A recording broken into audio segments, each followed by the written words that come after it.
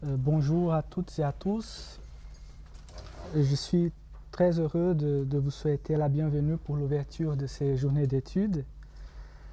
Je voudrais tout d'abord remercier chaleureusement les intervenants et les présidents des séances d'avoir accepté de participer à ce projet.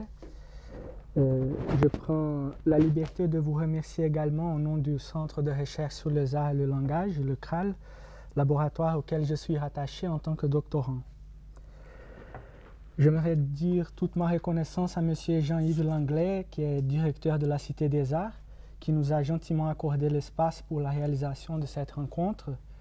Un grand merci également à toute l'équipe de la Cité des Arts qui a beaucoup collaboré, qui a apporté une aide précieuse.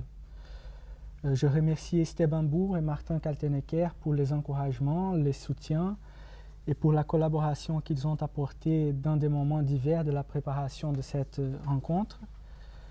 Je vais être très court dans cette introduction. J'aimerais juste présenter rapidement l'objet et indiquer les motivations qui m'ont conduit à proposer une réflexion collective autour de ce sujet.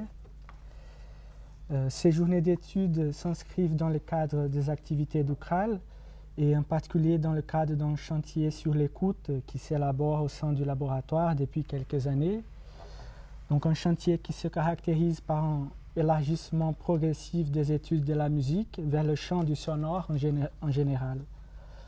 Donc un colloque qui a eu lieu en 2012 a marqué une première manifestation collective de cette réflexion, un colloque intitulé Figures de l'écoute qui a été organisé par Martin Kaltenecker, par Esteban Bourg et Marielle Massé. C'est donc dans la continuité de cette élaboration que s'inscrivent ces journées d'études, avec cette fois une attention particulière portée sur les techniques d'écoute. L'idée de proposer ces projets a son origine dans le cadre d'une thèse que je prépare sous la codirection d'Esteban Bourg et Martin Kaltenecker, une thèse consacrée au début de la radiophonie en France. Donc, les éléments que je vais vous proposer en guise d'introduction s'inscrivent naturellement dans la perspective adoptée dans mon travail, perspective avec laquelle je dialogue en tout cas. C'est donc juste pour vous avertir de la limitation de cette introduction vis-à-vis de la diversité des domaines et des spécialités qui composent le programme de ces journées.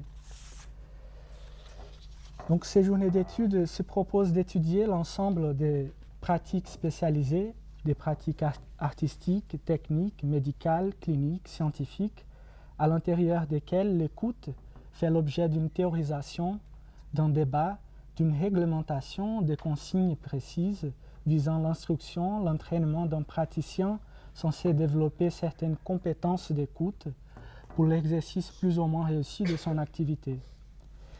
La notion de technique du son envisagée ici découle donc de la double signification qui est communément attribuée au mot technique. D'une part, une acception qui renvoie à l'idée d'une méthode, d'une manière d'exécuter une action, liée donc à l'efficacité corporelle, aux savoirs artisanaux, au rapport du corps à l'outil, et de l'autre, une acception plus contemporaine, représentée plutôt par le mot technologie et placée sous le signe des machines, des appareils, de l'innovation industrielle. Certes, nous ne sommes pas les premiers à envisager un tel objet, puisque, en effet, depuis quelques années, on observe une convergence d'intérêts de certains chercheurs vers la dimension technique de l'écoute. Et je pense notamment à l'ensemble de travaux connus actuellement sous le nom de Sound Studies, des travaux originaires surtout du milieu universitaire anglophone, mais anglophone au sens large puisqu'on peut y inclure également l'Allemagne, le Pays-Bas, certains pays nordiques qui produisent également en anglais.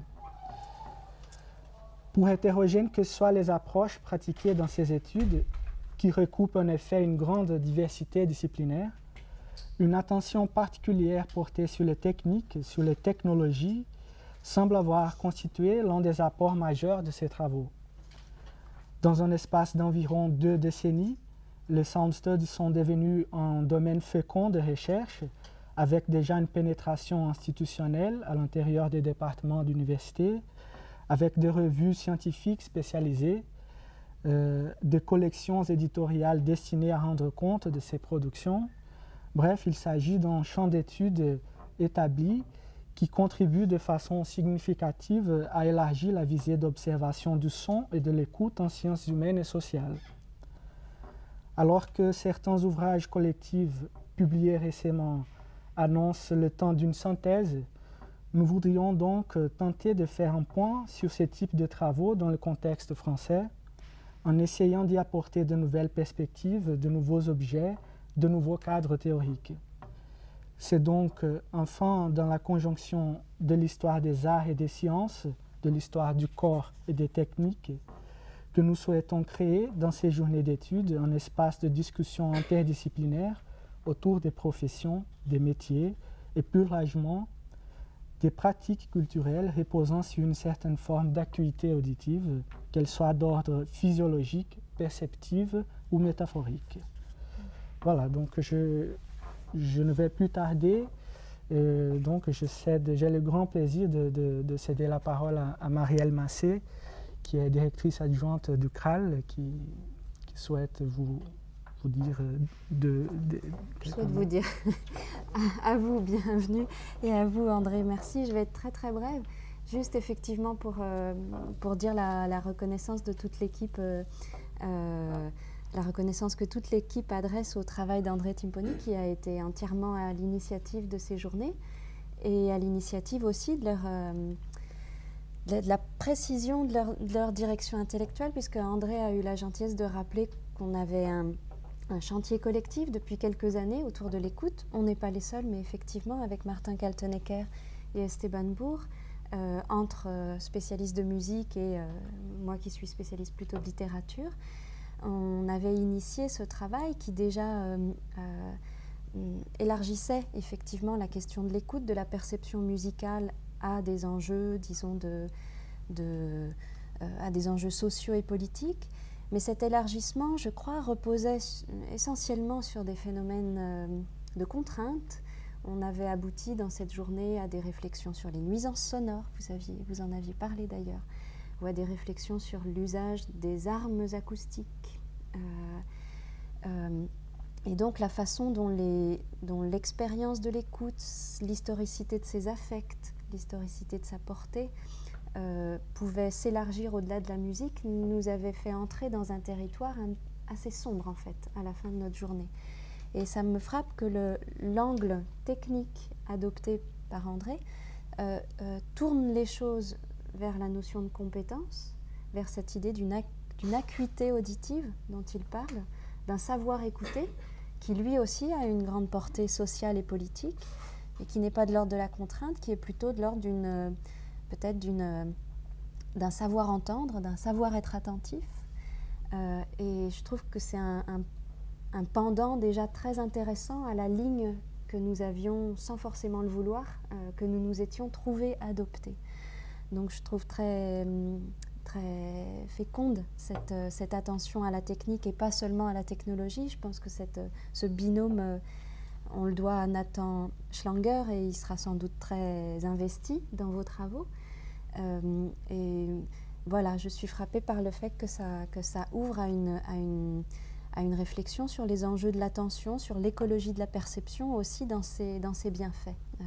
Et pas seulement sur les contraintes rythmiques dont on avait parlé, sur les nuisances sonores et sur la capacité destructrice qui a pu être aussi celle du son et des usages politiques et militaires ou policiers même de la musique. Voilà, donc merci à vous André et puis bon travail à vous tous.